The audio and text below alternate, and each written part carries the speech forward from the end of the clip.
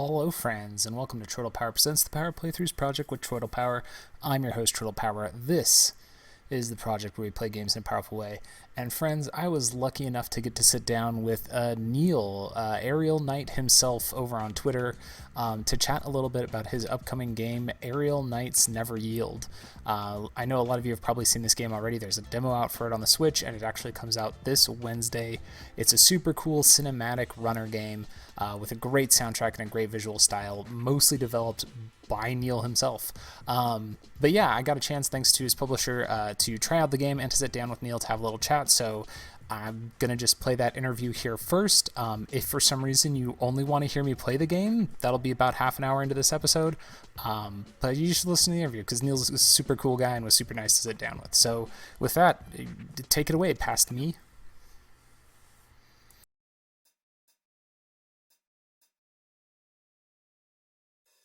I will just to start off, thank you for joining me, man. I really appreciate it. I'm really excited about the game and about just your personality. To be perfectly honest, when you showed up in the Nintendo Direct, I immediately was like, even before I saw the game, I was like, I am interested in what this game is going to be. So I appreciate you hanging out for a bit. Thank you. Yeah, it was really interesting watching people watch me, the reacts and such. And that video has like 10 million views now.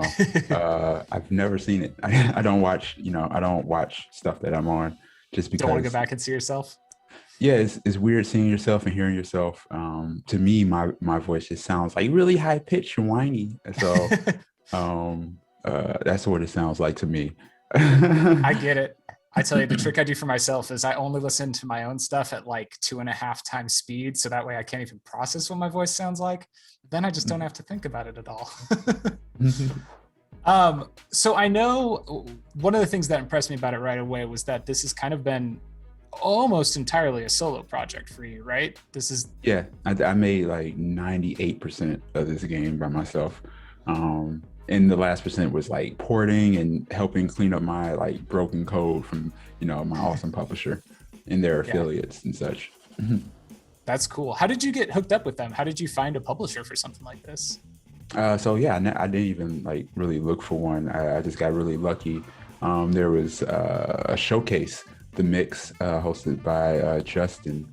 Everybody knows Justin, and he knew about my game through Black Game Dev Twitter and such. I would post updates all the time. He reached out and said, "Hey, I got a spot to fill.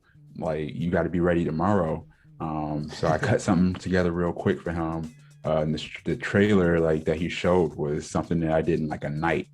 I had already had some music and stuff like that. I was getting ready to make a trailer, but he really gave me the opportunity. So I just stayed up all night, cut a trailer for him, sent it to him. He had me on the next day. And then right after, it went out there, a bunch of publishers reached out, I think like 4 or 5. And I wasn't necessarily looking for a publisher. I always, I entertained it and I talked to a couple people, and I really didn't like the deals, publisher and contract stuff. I was like, I'm not really into it. So I gave up on having a publisher, but the guy who runs Head Up, he wrote this really, really good letter to me. It broke down everything that I wanted to do with the game and everything I was trying to do with the game, even though I've never talked to this man before. And he understood what the point was. It wasn't about, any kind of money or anything like that. It was more about proving a point. And like, he was like, "Hey, we're just here to help you. We'll help port it, and, get you in contact with the console makers and such." And hey, it all just worked out really well. Yeah, that's cool. I think that there's a couple of Discord channels and stuff I'm in with smaller game developers, and it seems like it seems cynical to call it a transaction, but the transaction between developers and publishers can be a really tough thing for developers to deal with. Those deals suck. Yeah, those deals terrible. Like, I took like a couple classes on reading contracts and stuff, so I was able to just like really see some of those flaws in those early contracts that were offered to me. And I passed very politely. Well, that's the way to do it. You got to be polite with stuff like that. But this is so your kind of journey on this, you've been trying to do game dev stuff for a while, and I know you've put out a couple games like on itch and things like that before. Yeah. But this was really about like making the game yourself, like the position of, you know, if I can't get somebody to let me be a part of it, I'm going to do it myself. And I really like that mentality. I think that that's super cool. And that's kind of this interview is kind of a co-venture between my podcast and then Geek to Geek Media, which is a group that I work with. And that's kind of what we do over at Geek to Geek Media is like, we just, you know, we're a bunch of people who like video games and wanted a place to talk about video games. And so we were like, hey, let's make our own space to do that and try and have like a positive community to deal with video games. And we're doing more the talking about it side than the actual making it. But I think that approach is really cool. And I know I've seen a little bit of you talking about that there was a kind of the right way to say this, I guess, is let's say overlap between some day jobs that you were working on as well as getting some development done. I think I saw a video you did of modeling a van at a desk or something. Oh yeah, like I had a desk job working at this tennis club. The guy who did the music, my friend Dan, he had the same job. So we were working together. But you know, it was really, you know, there was a lot of free time. So I just brought my laptop. And at that time I had 2 day jobs. So like development of the game really took place from like 11 p.m. to like 4 a.m. every night. And I felt like it was going too slow. So I was like, hey, I don't care about this job anyway. So let me just start making this game at this desk. Nice. So and that's how, like, that's one of the reasons Dan came on board, because he saw me work on it every day. And, you know, he would be like, man, that looks cool. This looks cool. And then I, you know, eventually asked him to do the music. He did the music for all my games, and I was always going to ask him, but it was nice that he, you know, offered at the same time as well. Yeah. That's cool. And the music fits the visuals so well. I had assumed that those kind of came together at the same time because it just feels like such a cohesive package. So it inspired each other. So what me and Dan did, especially with the first song, was that I did the first chunk of the level. And then we went back and forth a lot, and we really had a hard time with our workflow and how we want the game to sound, because everything we made just didn't fit. So we did something different where, you know, I sent Dan this clip of this anime, and I sent him a clip of the game being like in motion. And I said, make whatever you want based off of these 2 things. So, and I said the caveat of, you know, the anime that I sent him. And he sent some, he worked all night and he sent something back because he was really inspired, and it was perfect. It was like after like 3 months, so he was like, this is it. But we made a rule that we have to listen to that song for 48 hours. I think it was 48 hours or it was 24 hours. 24 hours straight. I'm sure it was 48 though. I just don't remember. It was so long ago. But we have to listen to it that long. And if we didn't get sick of it by the end of that time, then we can put it in the game. But, you know, if we couldn't make it that whole time, then, you know, people wouldn't want to play it, you know, that much or listen to it on a loop that much. So we had to suffer through so many songs. There's so many songs that, you know, we have that we didn't use. Didn't quite make the cut. Mm-hmm. That's a long time for one song. The whole album I can see for a lot of things listening to it on repeat that long, but one song on repeat. I mean, it's not like it's blasting in your headphones. You just turn it down. It's like silent background music. Yeah. So, you know, if it gives you a headache after 2 hours, it was pretty easy, you know. Most songs after 2 hours, you can really tell. So like after that point, it was pretty much, it's going in the game or not, but yeah. That's awesome. I was just listening the other day. I found somebody who had a video up of them playing a couple levels of the game, and I just had that on background music while I was working because it's like a nice beat to just hang out to. So I can see how that would be something that you could listen to over and over again.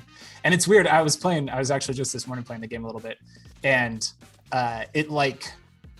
it's not quite a rhythm game. Like the jumps that you have to do don't quite perfectly match up to the beat. Yeah. But I think you've given enough leeway in the timing for the jumps that you can kind of play it like a rhythm game. Like you can almost just be hitting right to the beat and it works. Yeah. So it was always kind of planned out to be not rhythm based on the beat, but the game moves to the beat, if that makes sense. It makes no sense if you didn't play the game. So you have to play the game to kind of like, you have to feel it. Yeah. So the everything that you do matches the beat, but at the same time, you're not doing things to the beat. Yeah, it's not Dance Dance Revolution, but it still has like you still. I mean, I was sitting here like just kind of bouncing along to it as I was playing it, and that worked really well. It felt really Yeah, good playing it that play the way. game on mute. It's not the same thing. Ooh. I'm a I have pretty horrible unmedicated ADHD these days, and I multitask with everything. Like I'll have a podcast playing while I play almost every game, and I haven't done that with Never Yield, and I don't know that I could because the music is like so it's engrossing. I don't know if it would work that way. And also the games, relatively, compared to like these 100-hour games, it's pretty small. I wanted it to be the size of an action movie or the length of an action movie because I grew very frustrated with, how games are right now. So those is either 100-hour experience or it's, a free to play game that never ends. Yeah. And I really missed, being able to sit down for like 2 days and just play through a game, like I did in high school. But even less so now because with this specific game, people see the normal mode and I try to make it very appealing to everybody. So, you could sit here and play this with your niece or your nephew. Or if your reaction time is bad, you can play it on normal with no issues. But if Right. you're also looking for those challenges, you could turn it up to insane and play it that way as well. But I intentionally didn't put an easy mode in the game because this game's not meant to be easy. It's meant to have a little bit of a challenge, but also you can lay back and chill and enjoy it. But for everybody, not for just whoever wants to play it on a certain mode. I think it's good at that. My wife doesn't play mini games. She's kind enough to play games with me when I beg her to do so. Like I'm like, come on, check this game out. And she played yours, the demo when it first came out. She played a bit of that. And playing on normal mode like totally worked for her. She was able to get into it. And Animal Crossing is the game she's played the most of. So that's like the level of intensity she's used to. But she was able to work with that normal mode pretty well because the way that you've got that zoom in and it slows down and everything, Yep. which feels super good. I just realized today when I was playing it that the aspect ratio shifts when it Yep. does the slow motion, which is such a small detail, but it feels so good when it happens because it really sucks you into that moment. But yeah, she was able to play on that normal mode. I actually found the normal mode was almost a little trickier for me than the next step up because the slowdown was like it was almost too much slowdown for me. I was like, yeah, I'm ready. Let's go to the next one. So it speeds up. So like for that first level, like the level everyone's played, that's more to be a continuation of the tutorial. But if you notice it, like the slow motion gets smaller and smaller and quicker, and the later levers you get into, it's pretty much a second. So Okay. we really ease you into it. I And that actually was I was wondering about that because when I was playing today, I was playing on normal mode and I played up through chapter 6 today and it felt better to me than when I had played that demo on normal mode. So I wonder if that's what it was. Is that like there's just a little bit of compression of that slowdown that ended up feeling yeah. better for me. I needed a way for players to feel like the character was getting better at at what was going on without changing any of the actual physical like button presses. Because the powers slash things that you do in the beginning of the game are exactly the same as when you end the game, but the end of the game feels completely different than the first level. That's awesome. And I had realized I felt better with it, but I didn't realize that that's what had shifted. So that's super cool. I'm really interested to go Yeah, back. people look at the game play and it think over like again. it's just super like surface level, but it has depth because it took me almost 3 years to make, so I would hope so. But to go back a little bit, like you said that your girlfriend played the demo. If she can make it through the demo, she can make it through the entire game. Yeah. And that was the point, was that there's no hangups. If someone doesn't beat this game, it's a choice. It's not that the game was 100 hours. It's not that the difficulty got way too crazy, or the achievements were like super hard or something like that. It's totally a choice. Like if you don't beat the game, it wasn't for you, but I appreciate you playing. Thank you anyway. I like it. Um, I was debating whether I want to talk story. I don't want to talk story because I don't yet know what's happening in the story. Like I said, No one knows I'm what up to happens level in the story. 6.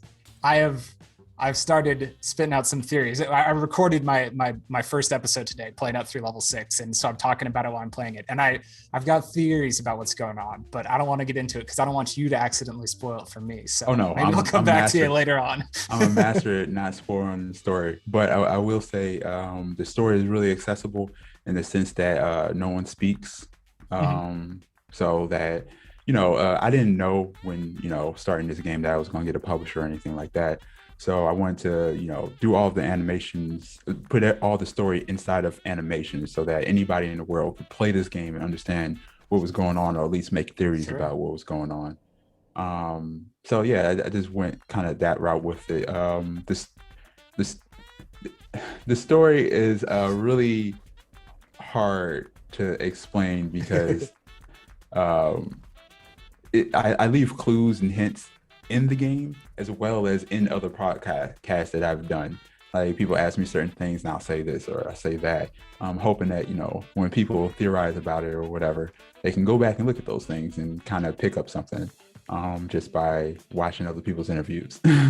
That's super cool. And I saw over on your Discord channel, you've got a channel just for people to talk about the lore, which is really cool. Yeah, So a spot and, for and people to that's try there and if figure it people out. want to, if people don't care about the story, that's fine too. Because I know for a lot of runner games, people just skip right past, the cutscenes.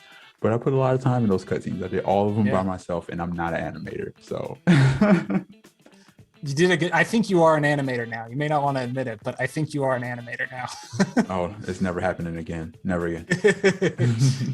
Well, that's actually one of the things I was going to talk about is as far as that animation goes, I'm gonna pull you into that. The cinematics, when you do have, even in the middle of a level where it's not quite a cutscene, but you do like a jump from one roof to another, the way you pull the camera out and show that stunt and then pop right back into the action, it's just like I was talking about that aspect ratio changing. There's a lot of small details that you put in here. I mean, it's weird talking about most video games. You can say there's a lot of small details in this game that somebody made or a whole committee of people made, but there's a lot of small details that you put into this that really make it feel like a intense and cohesive experience. So you may not think you're an animator, but I think you have a good eye for animation, even if you don't think you're one. Thank you. I appreciate that. Yeah, man, of course. Let's see. So I know, like you mentioned playing games in high school, but I'm guessing you grew up playing video games. That's been a lifelong thing for you? Yeah, that's pretty much been everybody at this point though. So That's true. I grew up in the 90s, and that was the era where like I feel like too. it I'm started older than being, you. Yeah. I feel like that's where it started being that everybody had video games. But like my brher had an NES when I was born. That's true. Because my grandma, like even my grandma says, like, when she was younger, she just played Galaga and those kind of things. So like I think it's universal.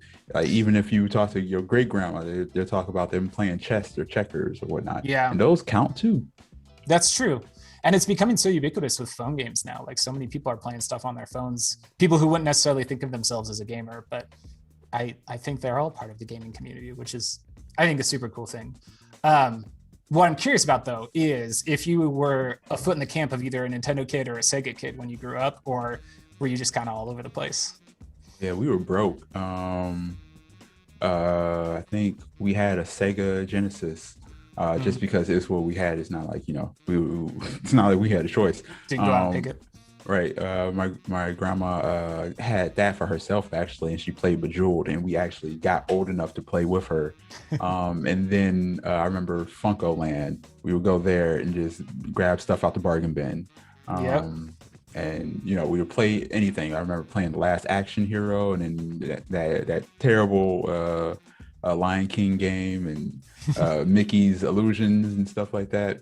But then eventually I evolved into like kind of Nintendo, just because that's what happened. Like I think I was like real sad, and like I was a real sad kid. I didn't really talk much, and my grandma bought me a Game Boy with Pokemon, and it was like the happiest I ever been. I played it nonstop. It was amazing. And then I kind of just picked up stuff, or she got me stuff here and there until I was old enough to get a 360. But I think everybody is kind of just random. You ask people if they're like a Nintendo kid or whatever. I'm like, you're whatever your parents bought you, kid. Yep. My household was a Nintendo household, but that was my older brother's doing, if anything. But mostly it's just, we had an NES when we were young, and so we just kept buying Nintendo systems for a long time after that. And that's definitely where if I had loyalties, I don't like believe in a console or anything, but like when I want to play a game, I want to play it on my Switch. That's kind of what I default to.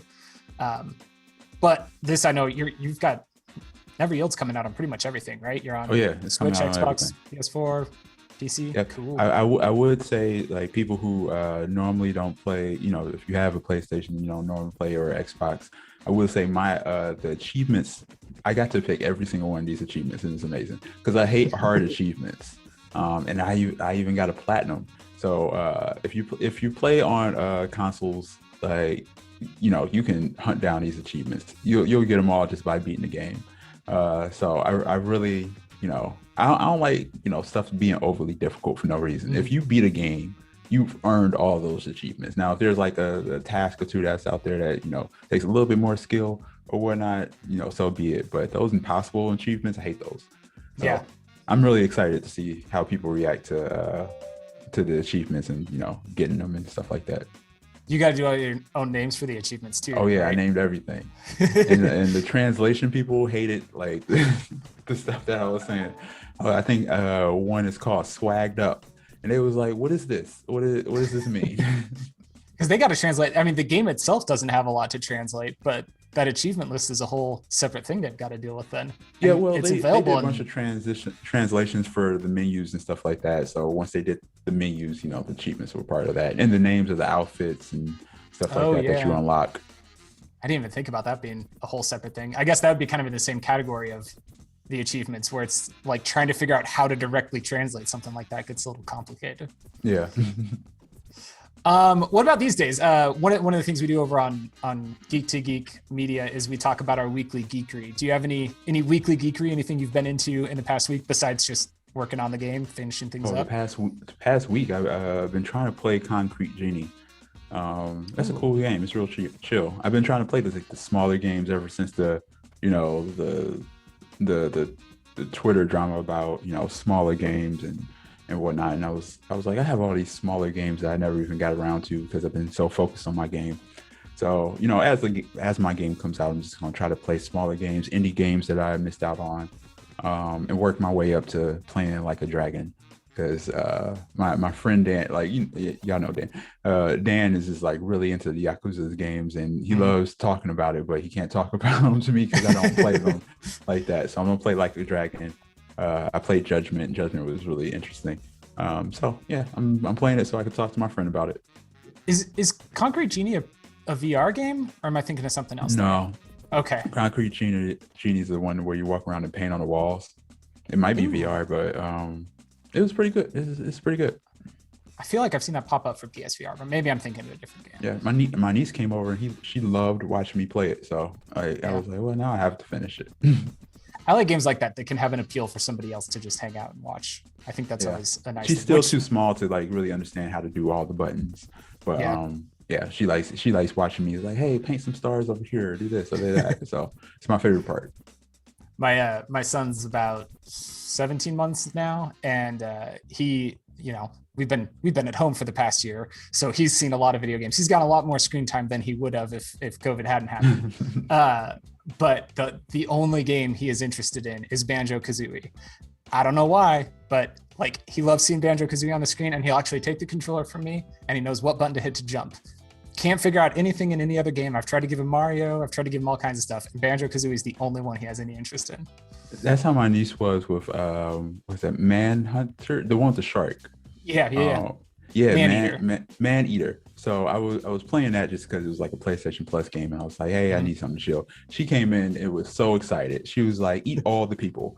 So we just jumped up on beaches and ate all the people. And she was laughing away, and I would try to eat a dolphin or a regular fish, and she was like, no, don't hurt those. It's adorable. So it was really interesting how she had no remorse for humans, but like the little dolphins and seals or whatever, those are off limits. You got to protect those.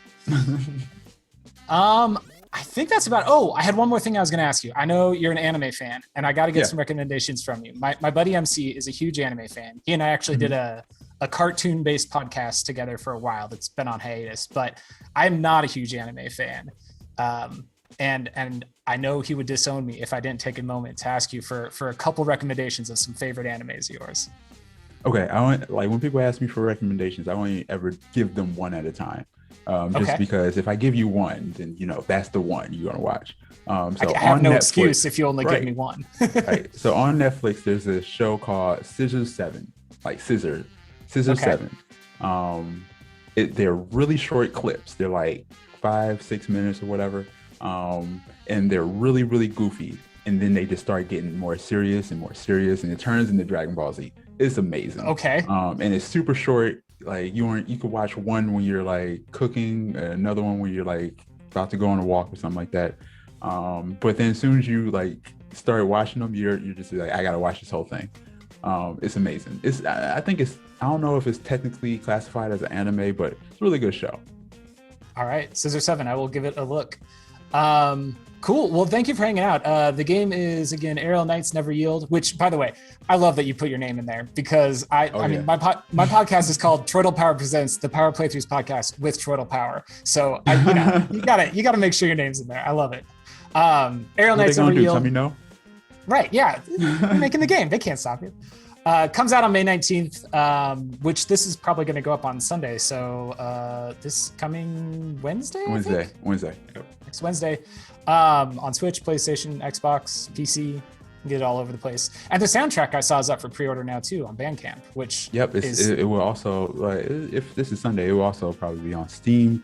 You can get the thing, and but also follow my Twitter because I post a lot of announcements. We post announcements like for the next 6 days. So we got some cool stuff dealing with the soundtrack there as well. Awesome. And I know you post a lot when you're working on stuff too. I don't think you have anything you can tell me about any upcoming projects or anything yet, right? Nah, man. Like my biggest mistake was talking about this whole game too early. So if I was working on another one, I will wait. I don't mean to be creepy, but when I first saw the trailer for the game, I went to your Twitter and just was like scrolling back months and months and months, seeing your progress on it. So definitely worth a follow to see future updates then as stuff comes out. Cool. I think that's all I got, man. Unless you got anything else you wanna share?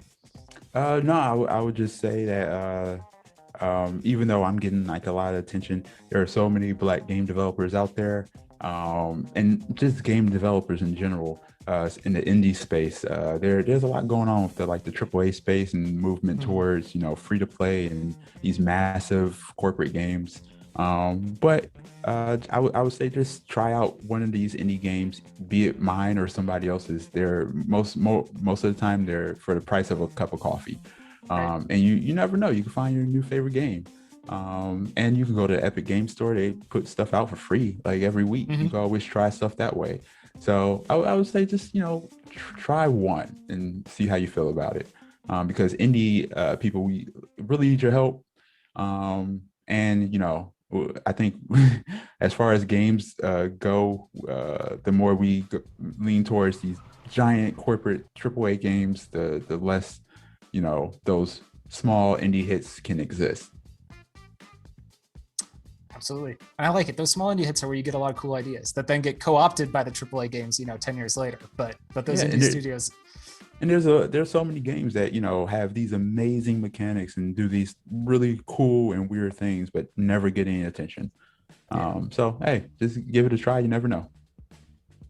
I like it. All right. Well, thank you very much for joining me. And I might ask you. My sign off is until next time. Tap A and hope for the best. You want to sign us off? Yeah, it's my sign off. All right. Thanks for listening. See you, suckers. No. I like yours better. Man. You do yours. Until next time, tap A and hope for the best. Hello, friends, and welcome to TroytlePower Presents the Power Playthroughs project with TroytlePower. I'm your host, TroytlePower, and this is the podcast where we play games in a powerful way. And today, from Aerial Knight and Head Up Games, we're checking out Aerial Knights Never Yield. I was hoping the music was going to kick in right when I said that. There we go.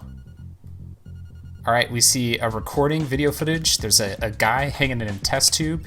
He drops down. He's got glowy eyes and a cybernetic leg. Maybe it's just a prosthesis. The glowy eyes make me think it's a cybernetic leg. All right, it now says a game by Aerial Knight, and we see the dude running. He runs past a head-up logo. He's running down a hallway. There's explosions happening. It looks like jail cells are exploding, or like cells with Windows slots, like lab cells or something. And he jumps through an open window as a body lies in the fires. Now he's running through a field. There's fences around, and it shows a big D-pad with a down arrow pointing to. Oh, I'm supposed to press a button. Oh, I thought this was just a cinematic. Now we get that's one. Do you yield? Never, or I yield. To be perfectly honest, I have played the demo of this just a little bit. I didn't play too much of it because I knew I wanted to check out the full game. But here we go. We're gonna press down now. Down now. There we go. And he goes sliding through like a drain pipe. And now the camera pulls back, and we see him running.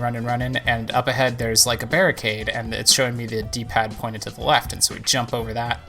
And by pressing D-pad to the left, and now it shows a D-pad with the up button highlighted in red, and he's jumping on top of an ambulance. There he goes. He lands on top perfectly, falls down the other side, and then I happen to know if we press forward on the D-pad, we'll go dashing, and it shows him running out through a bigger drain pipe out the other side. He's running through some forest now, and oh, screen went to black. Oh, hey, prologue cleared. Level time, 1 minute and 10 seconds with 1 death. Let's hit next. All right, here we go into the next level. Oh, no, we're on the title screen now. Aerial Knights Never Yield, build 1.0.1. We're gonna hit start. And we're going to, ooh, there's outfits and levels, or we can just play. We're just gonna play.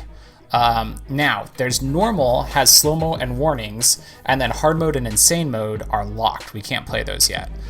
So we'll play on normal, I suppose.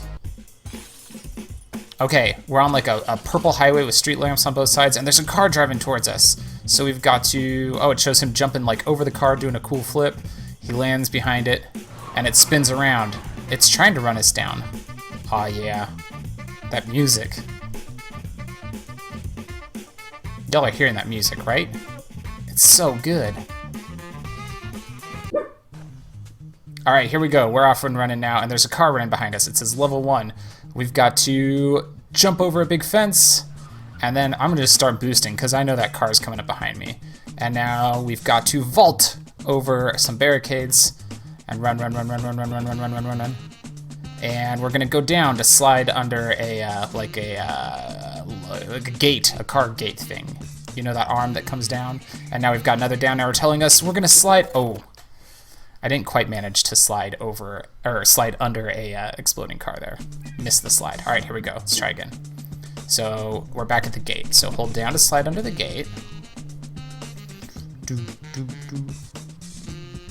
And then here's that car's coming up. So we'll hold down and it explodes and we go sliding beneath it. All right. And then hold to sprint. Yep, holding right to sprint. So this game is basically just played with the D-pad. I don't think there's any other inputs involved. It's just up, left, down, and right on the D-pad. Ooh, there's some guys with guns trying to stop me, but I jump over them. You can't stop me. Big fence, no problem.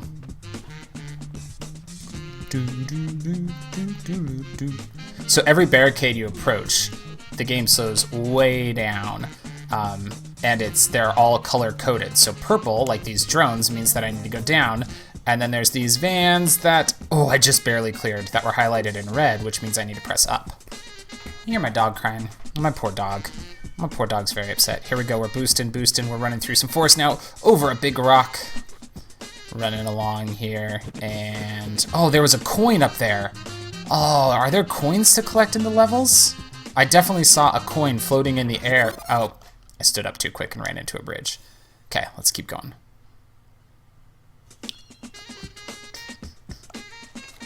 There we go, slide under that bridge and get up and keep boosting. I know a big push on this game is to like try and get the fastest time you can, which I think ultimately means just sprinting non-stop, which is tough because the barricades come up on you much faster when you're sprinting. Now, it still does the slowdown for you, but it's... Whoa, my screen's flickering out, but I think that's my computer and not the game. I'm not willing to blame that on the game. If it is the game, I'm sure it'll be patched. I know Aerial Knight's been working hard on patching this. Okay. I'm using a new Shadowcast to capture my game footage here. And my first one actually stopped working on me. It worked great for a couple days, and then it stopped working. And so I actually had a new one in the mail already because I decided I wanted to... Ooh, I accidentally vaulted when I needed to duck. I had a new Shadowcast on its way already. This could potentially be the game. That's concerning. I think what I'm going to do is when I beat this level one way or the other, well, not one way or the other. When I beat this level, we're gonna restart everything and unhook everything, and then we'll come back to it here and see if that clears up the issue. I haven't heard anybody else having issues, which makes me think it's just me. Okay, jump over a barricade. I did see a car flying at me from the background, so we need to get some boosts going here. Ooh, landmines. Okay, more landmines. They're like jumping landmines, so I've got to slide under them. And then... Oh, I ran into a door. I just didn't realize there was a door there. Now I know this game has been described as a cinematic runner because it is not an infinite runner. This is a game that is telling a story with the time that it has, and I believe it's going to be about the length of an action movie. You know, a good 90 minutes probably, like 70 to 90 minutes. I don't know for sure that runtime. I just have seen it described as like an action movie, and that's kind of what I think of. Like, if an action movie is 70 minutes, I'm not going to be upset about it. Ooh, okay, we're in like a factory, and I'm running on a conveyor belt and sliding underneath like big press things that are trying to come down and smush me. While there's still explosions happening in the background, do a cool vault through some pipes, jump over a big flammable gas container. That's going to be a problem for these people because it definitely exploded as I ran by it. Run, run, run, run, run. Over a railing, we're onto another conveyor belt here. Slide in under a smusher. Another checkpoint, slide under that smusher. Yeah. Over the gas canister, it explodes. Vault. Ooh. Oh, there's a table with some boxes under it, or on it, and I nearly didn't make it. Alright, I think that's the end of this level, maybe? Or it's just onto another section. Hey! Level time, 453 with 5 deaths. And we unlocked hard and insane mode. And an outfit called 33. Well, we'll check that out in just a minute here. I'm going to go restart everything, and I'll be right back. Alright, we back. Let's go next. On to the next level. So there's a big explosion as he jumps out of building, and now there's like police helicopters after him.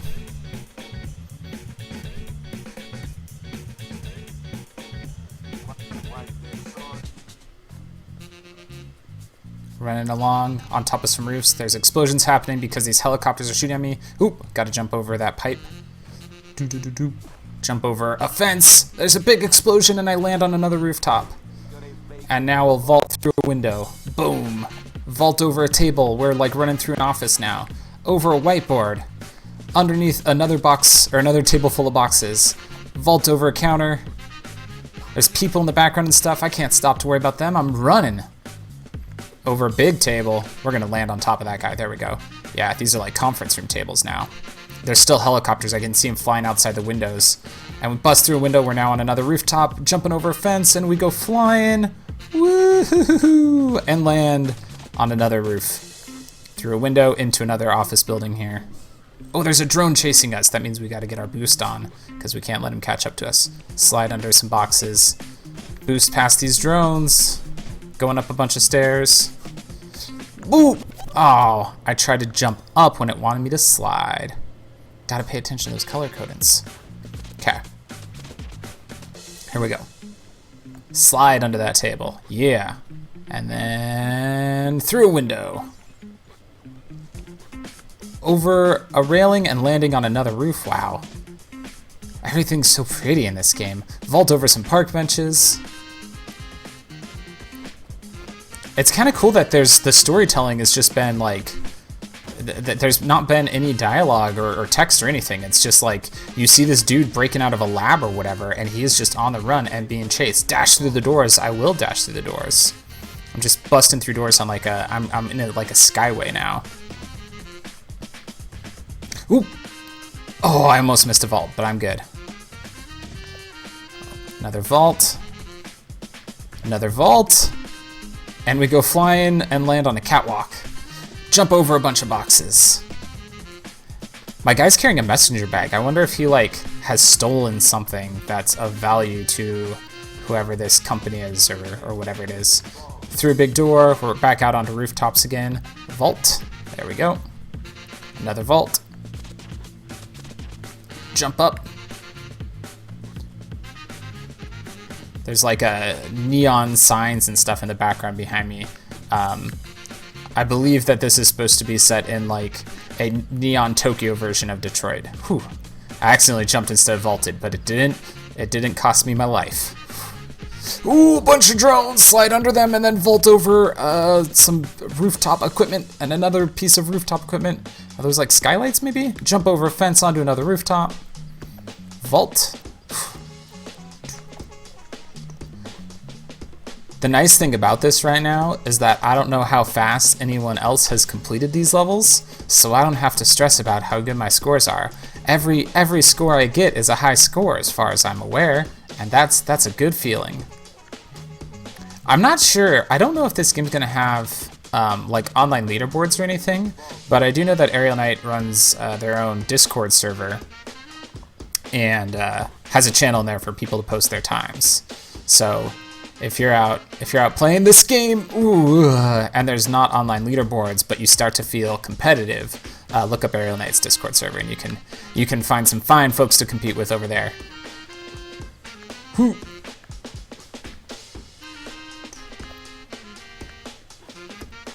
Duck. We just slid under a skyway, I think. That was cool. Jumping over onto another rooftop again. I like it when you do a jump onto another rooftop, the camera like shifts and is a way out view, so you can see in slow motion your dude doing his big old jump from rooftop to rooftop.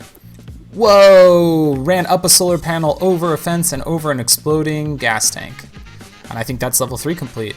Or no, level 2. Level 2 cleared. Outfit unlocked, jumpsuit. All right, let's go next. I didn't even read what my time was.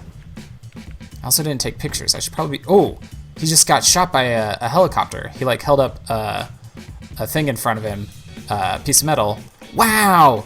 To block the shot, and then he like jumped up on the helicopter as other helicopters were shooting him. Whoa! And now it's showing him dead, and a whole bunch of people with like numbers on their suits like lifted him up into the air, like Goku Spirit Bomb style, and he's got fires coming out of his head. What the hell just happened?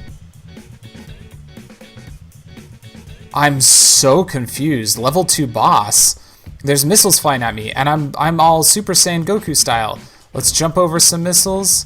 So I'm running along a catwalk. The camera's pulled further behind me than it was before, and I'm okay. Now it's back to that side view, and I'm having to make my way through these barrages of missiles without getting hit by them. Presumably, ooh no! I pressed the wrong button. Okay. Okay, here we go. Vault. And vault. There's a helicopter at the end of this catwalk, and I'm trying to get up close to them, I guess. Nope, I jumped into the missiles. Okay. I don't need a boost on this one, Troy. Take your time. It's all right. Here we go. Okay. Slide. Vault. Vault. Vault. Vault. Jump. Slide. Here we go. We're running up on... Oh, the helicopter looks like it's crashed already. Oh, alright. So the boss was just getting through that gauntlet, I guess. Level time, 1 minute and 11 seconds. Current run, 10 minutes and 9 seconds. And the outfit we unlocked is called Honk Honk. I'm not sure what that means. jumps off a building, does a wall jump from one building to another, and then off another building, and he's falling down towards the street. It looks like he's still got Super Saiyan hair. Oh, and then his Super Saiyan hair goes away just before he hits the ground. And now he's just laying there as a bunch of drones are looking at him.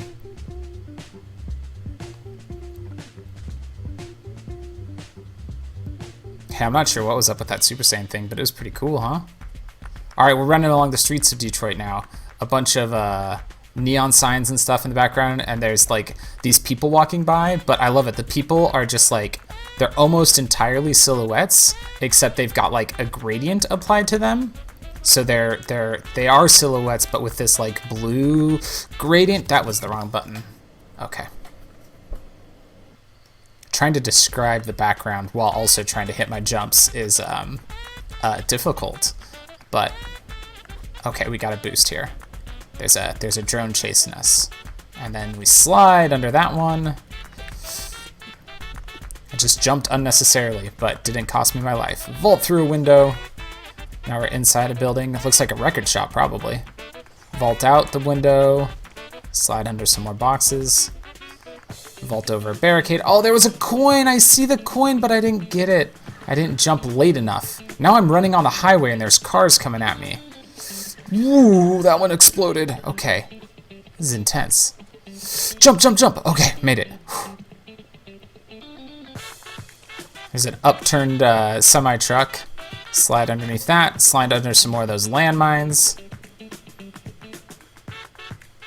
Jump over a burning car that's swerving all over the place. Over a taxi cab. Over a big ol' 70s van. Over a flipped over burning car. Underneath a flipping car. Oh my goodness. Over another skidding out car. There was a whole bunch of traffic in the background, and then I got to one cop, and now there's just scattered cars all over on the other side of the highway. I'm not sure what happened there. They're all just stopped though. Oh, here's some cops on my side of the road. Let's jump over them. And now the traffic's all backed up on my side. Oh, there's a drone chasing me, so we gotta get a hustle on while we slide underneath some drones. Jump over a car that's sideways in my lane. Jump over another car. All right, we're doing good.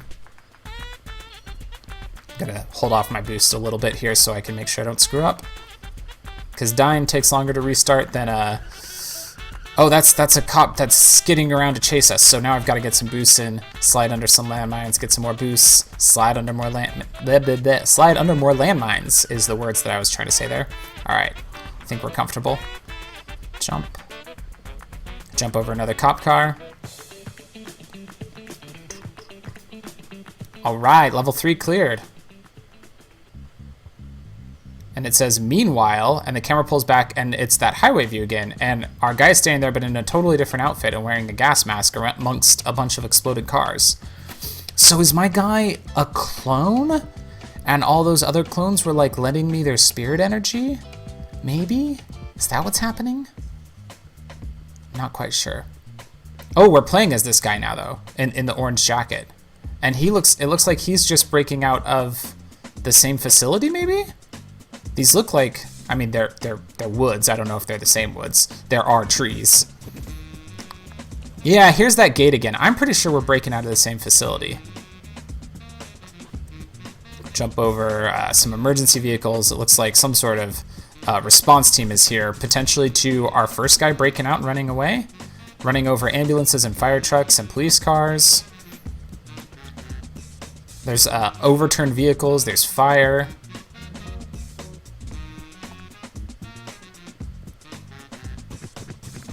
This drone's just kind of watching me as I run by. None of them are chasing me yet. Oh, there's some crash drones that I had to vault over.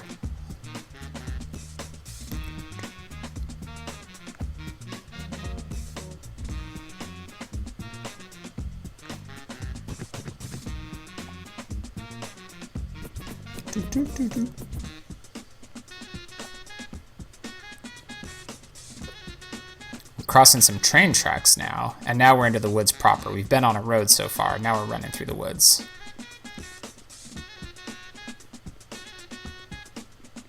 I have not had any more of those weird graphical issues I was having, so I think that was my computer.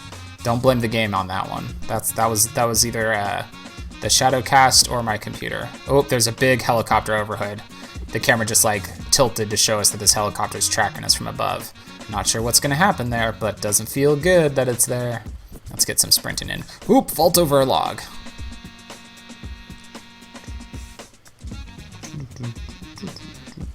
Who put these bridges into the forest that are just like bridges over nothing? Because I'm running along and I keep having to slide underneath bridges that are just there. They're just there. I like down in the bottom left corner of this game where it shows me my time. Like it tracks how long I've been on this level. Above that, it just says run, exclamation point. And the game's like, come on, dude, just go. I'm like, all right, I'm going. Sliding under obstacles. We're doing good on this level. I don't think I've died yet, have I? Into a building. This is a like factory area again. Over a giant saw blade. So I think this is like a lumber yard is what we're supposed to be getting. There's logs on pallets, it looks like. Maybe pipes on pallets. But that giant saw blade suggests lumber yard to me.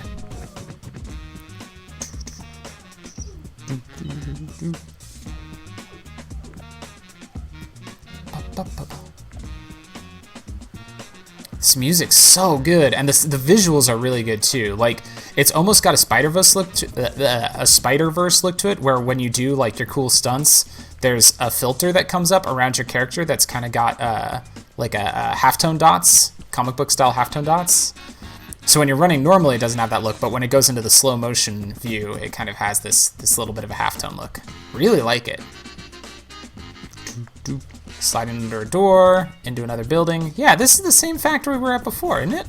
I mean, like the obstacles are laid out a little differently. It's not like the exact same level, but I think narratively, I think this is another. I am going with this is a clone who is escaping from the same facility that my first character escaped from. That's what I'm going with. Jumping over exploding gas canisters again. They've put those back in. That's good.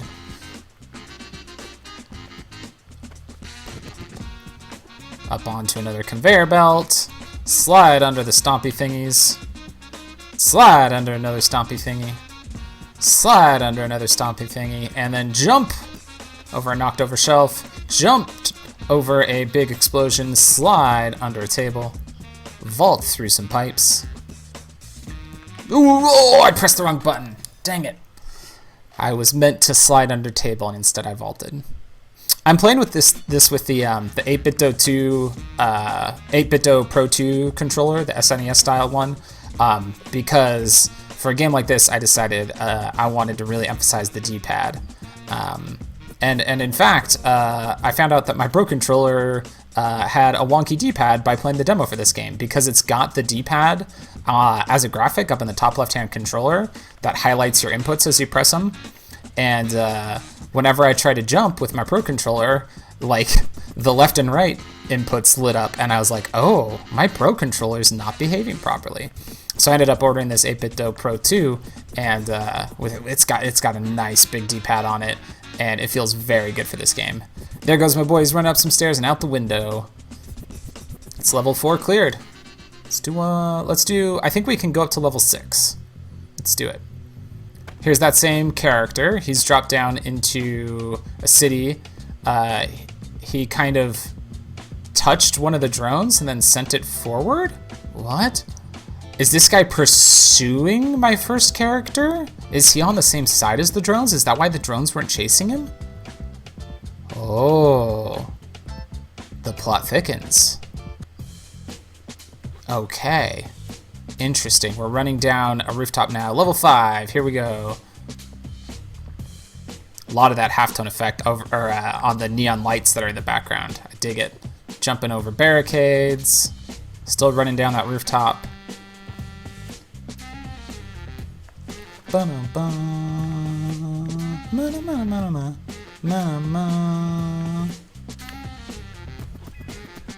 Oh, vault into another building. Sweet. Jump over stuff. We're like running through a building now. Slide under a table. I just realized, oh, that was the wrong button. I just realized that when the camera goes into slow motion, the aspect ratio tightens in just a little bit. So like, yeah, or no, it widens. So when you're running, it's a little narrower, and then when it goes into slow motion, the aspect ratio gets bigger and it kind of zooms in, so it really gives you the feel that it's like pulling you into that slow motion. That is such a good detail. I love it. Slide under some bars. We're now running up a rooftop and jumping over a fence to land on another roof. Over equipment here. Yeah, there are no drones chasing us or anything. Am I the baddie now? Is that what you've done to me, Aerial Knight? You've put me into the position of the bad guy? If that's what's happening, I'm very interested. Because we're definitely, yeah, this is the same route that we ran. Well, maybe not exactly the same, but like we're running through this aerial walkway thing. Jump down, there's a big helicopter in the background flying around next to us now, but it doesn't seem to be pursuing us, it's just kind of there. Vault over this, and jump over that. I think there was just a sign in the background that said open 24/5, and I'm very curious about what that means. Is that just a nonsense joke, or is that somehow connected to the lore of this world? Is this a world in which corporations have eliminated the weekend and Saturday and Sunday no longer exist? Because oh, I almost did the wrong input. Whew. Made it at the last minute. That seems like a thing that corporations would love to do, doesn't it? Corporations are like, why do we need weekends? All a weekend is people not working. What if people just kept working? Unless that sign didn't say that, and I just misread a sign that said 24/7. I mean, that's possible too. Jump over a fax machine. Things seem to... Oh, this time I ran downstairs. I'm pretty sure last time we ran upstairs. So that's interesting. We should be getting close now to where that helicopter battle was, I think. We're definitely running on similarly designed catwalks. Nope, now we're back onto rooftops, so maybe not. Jump over a big generator thing on some roofs, vault over a pipe, vault over some cooling ducts, a bunch more pipes. Jump over a big fence. My dog is barking. I don't need that stress added to this. I haven't been taking screenshots. I should take some once in a while, huh? Let's do a jump and take a screenshot mid-jump. Oh, I accidentally took a video. Oops. Let's try and do like a perfect vault over that.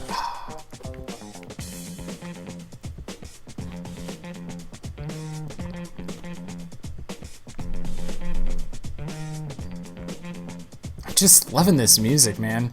I think yesterday or maybe the day before, I was working on some stuff and wanted some background music. So I just went and found somebody who had done a commentary free playthrough of the first couple levels of this game, and I just put that on and just sat there like rocking out to the music. Hey, level 5 cleared. Level time 4 minutes and 3 seconds. Current run 21 minutes. Outfit unlocked sharp. Let's go on. Let's do level 6. All right, now we're back to that first character. He just landed on a police car. He's wearing like a cool Letterman's jacket that says Detroit on the back. So we're playing as him again.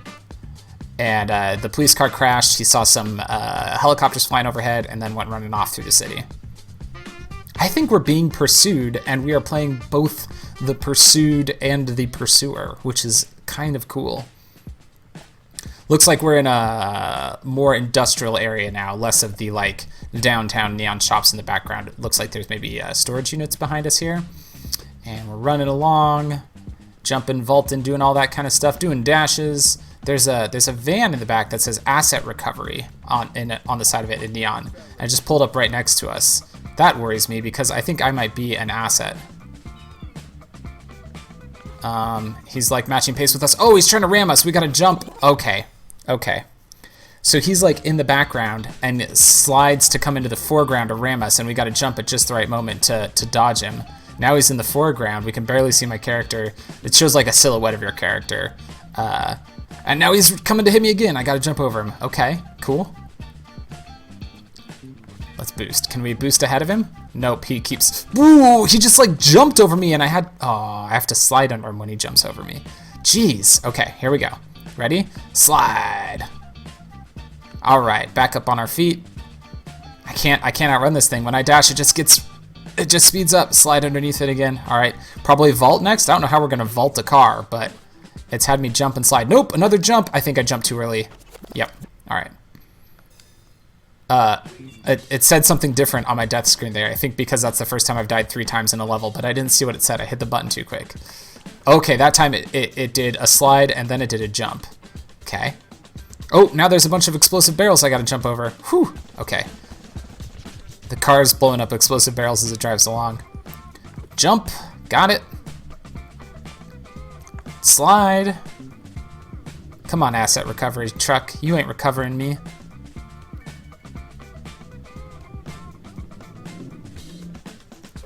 Jump, and he's hitting. Oh, I had to jump over him and barrels that time. Whew.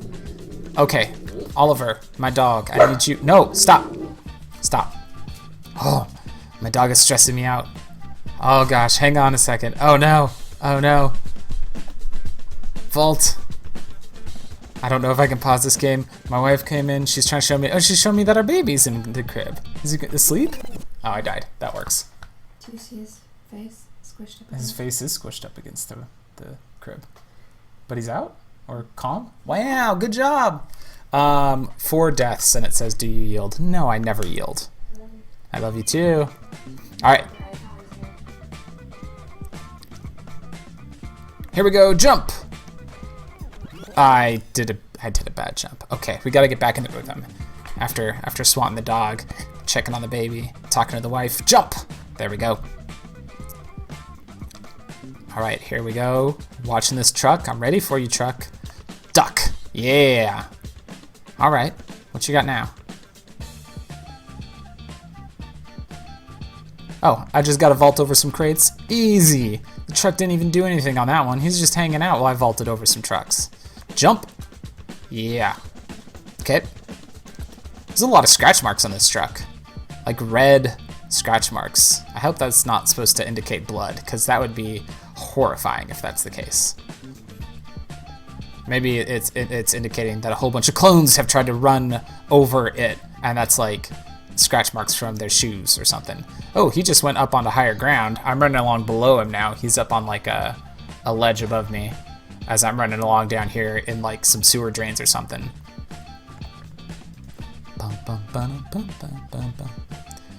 Over exploding barrels.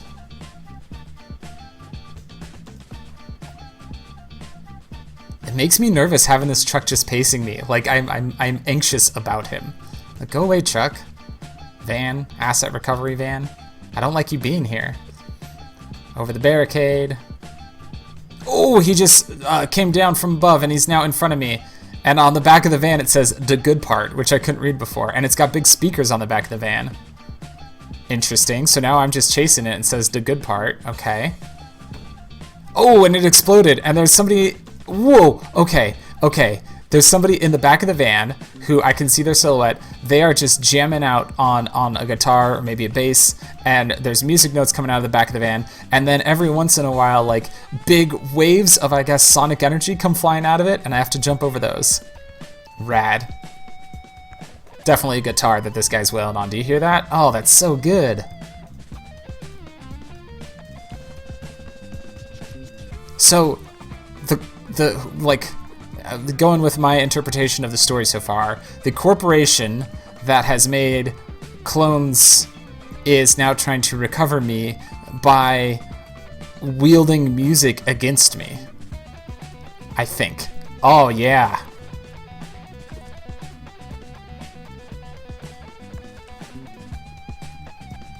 God, this is a sick solo.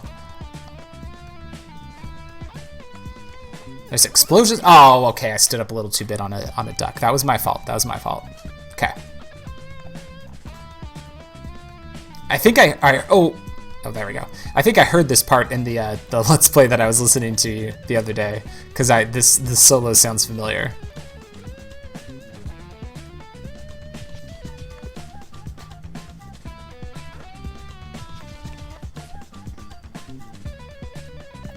Ooh, yeah. I love it.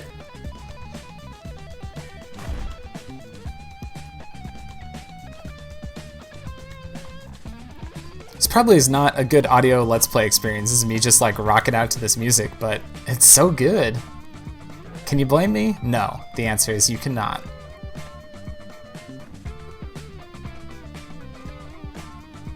I'm glad I don't have my camera on for this this video version of this one, because I'm just sitting here like bopping my head like a moron. Ooh, the camera turned a little bit and I could see the person in the van for just a second. It looks like they're wearing like a pink, like open leotard. Oh, the van flipped over. I did not get a good look at them at all. There we go, level 6 cleared. 6 deaths, unlocked the outfit mocap. That is where we're gonna leave it for now. I am probably gonna do an episode 2. I think I've seen that this is 12 stages long, so I think we're halfway through. So I will probably do a second video of this. But if not, well, either way, thank you for joining me. I hope it's been lots of fun. I'm actually going to be getting a chance to interview the creator of this game, and you might have already heard that before this episode, or I might have like cut it in throughout this episode, or it might be coming at the end of this episode. I don't really know where it's going to go. But if you haven't heard me interview the creator yet, listen on for just a few minutes here and you'll hear it there. I'll also post about it over on geek2geekmedia.com, so you can find more about the interview there if it's not just attached to this episode. But in any case, until next time, friends, tap A and hope for the best. If you enjoyed my show, it would mean a lot if you would rate and review it on iTunes, share it on social media, or check out my Patreon. You can find all of my stuff at TroytlePower.carrd.co.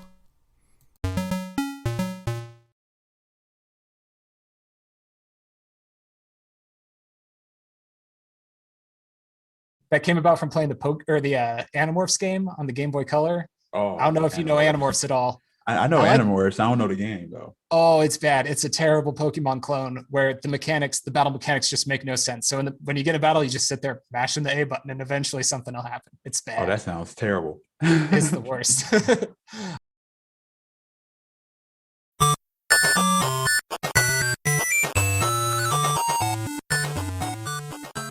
This has been a presentation of the We Can Make This Work Probably Network. Follow us on Twitter At Probably Work for more of our questionable content. Also, we have a website called probablywork.com.